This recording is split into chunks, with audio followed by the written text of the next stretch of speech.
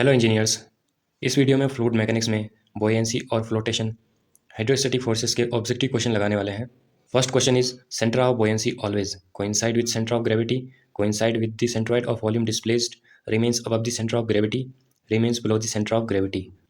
Answer will B coincide with the centroid of volume displaced. जब किसी body को fluid में इमर्स किया जाता है तो लिक्विड बॉडी पर एक अपवर्ड्स फोर्स लगाता है जिसे हम बॉयंसी कहते हैं, और सेंटर ऑफ बॉयंसी वो पॉइंट होता है जहां पर बॉयंट फोर्स एक्ट करता है। So centre of buoyancy will be the centre of gravity of the fluid displaced.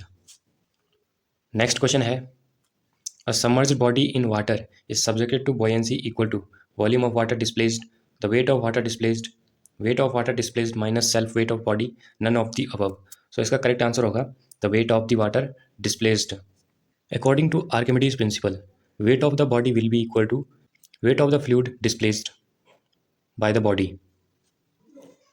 Next question है, the magnitude of buoyant force can be determined by Archimedes' principle, where buoyant force equal to weight of fluid displaced. Next question is, a floating body will remain in stable equilibrium if meta center is above the center of buoyancy, above the center of gravity, below the center of gravity, below the center of buoyancy. Correct answer will be above the center of gravity.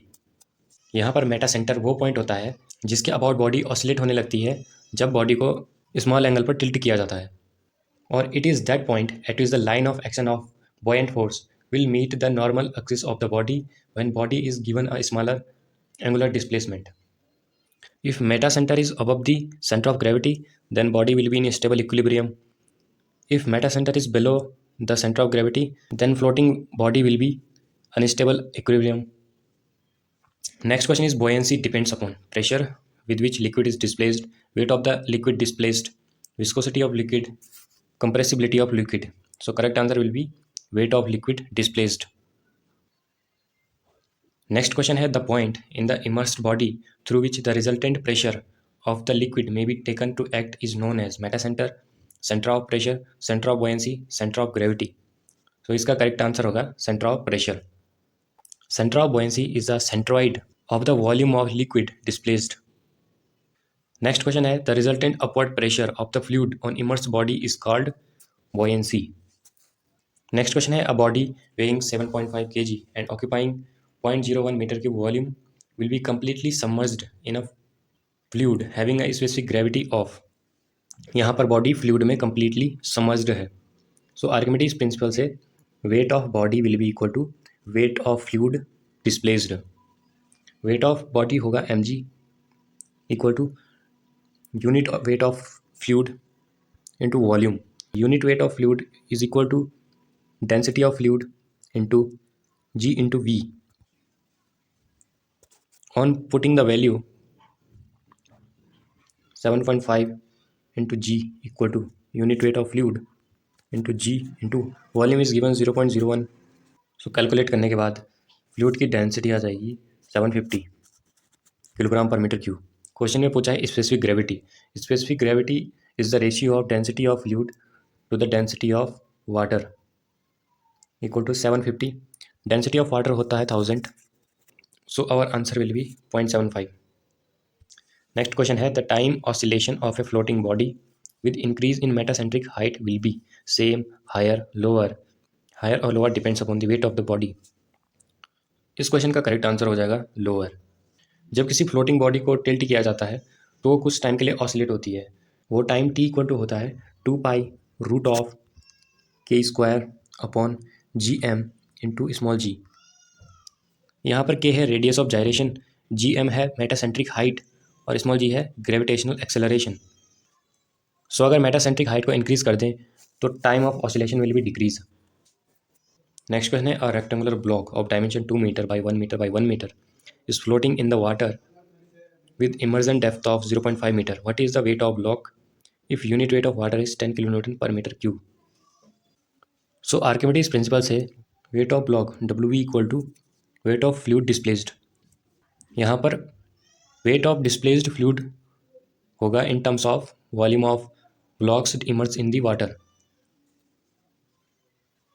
So weight of liquid equal to unit weight of liquid into volume of displaced liquid. unit weight is given 10 into volume 2 into 1 into 0.5. So answer will be 10. Next question है, an iceberg floats in sea water with 14% of its volume projecting above the sea surface. If the specific weight of sea water is 10,400 Newton per meter cube, determine the specific weight of iceberg.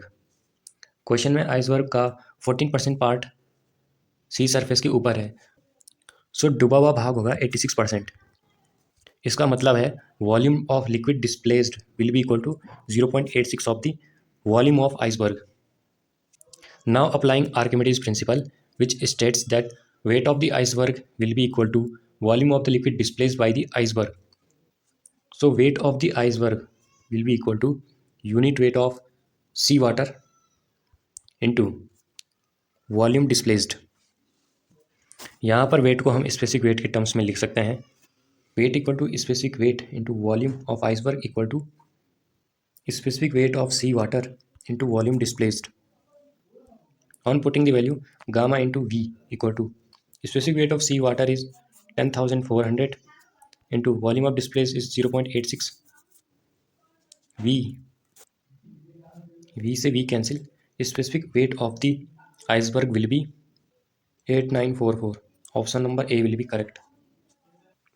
Next question है, find the pressure intensity at depth of 50 meter below the free surface. Take specific weight of water equal to 9.81 kilonewton per meter cube. So water surface से 50 metre की depth पे pressure will be equal to rho g h. यहाँ पर H है 50 metre, rho into जी होता है specific weight, वो भी क्वेश्चन में गिवन है 9.81 kilo newton per metre cube. So pressure will be equal to 9.81 into 50. Answer will be 490.5. Next question है, in the gauge pressure the atmospheric pressure on the scale is marked as 0. Next question है, the rise of mercury in the barometer is indicated as 80 mm. What is the atmospheric pressure at that point in kilonewton per meter square? So atmospheric pressure will be P equal to rho g h. h यहाँ पर given है 80 mm. Density of mercury होता है 13,600. g की value 9.81. h की value given है 0.08 metre. So answer will be around 10,696. Next question है, what is the depth of center of pressure for the rectangular lamina which is vertically inside the water at depth h? Center of pressure का formula होता है h star equal to h bar plus ig upon ah bar. यहाँ पर h bar depth of center of gravity है. Question में depth h है, so centre of gravity will be h/2. Moment of inertia bh³/12 होगा. So centre of pressure की depth निकल के आ जाएगी 2h/3. नेक्स्ट क्वेश्चन है, as the depth of immersion of vertical plane surface increases the location of centre of pressure falls closer to the centre of gravity of the area moves away from the centre of gravity ultimately coincide with the centre of gravity. None of these. So correct answer will be falls closer to the centre of gravity of the area. Because हमें पता है कि depth of centre of pressure h star equal to h bar plus IG upon AH bar. So h star minus h bar equal to IG upon AH bar. अब जैसे ही centre of gravity की depth increase होगी इनके बीच का difference कम हो जाएगा.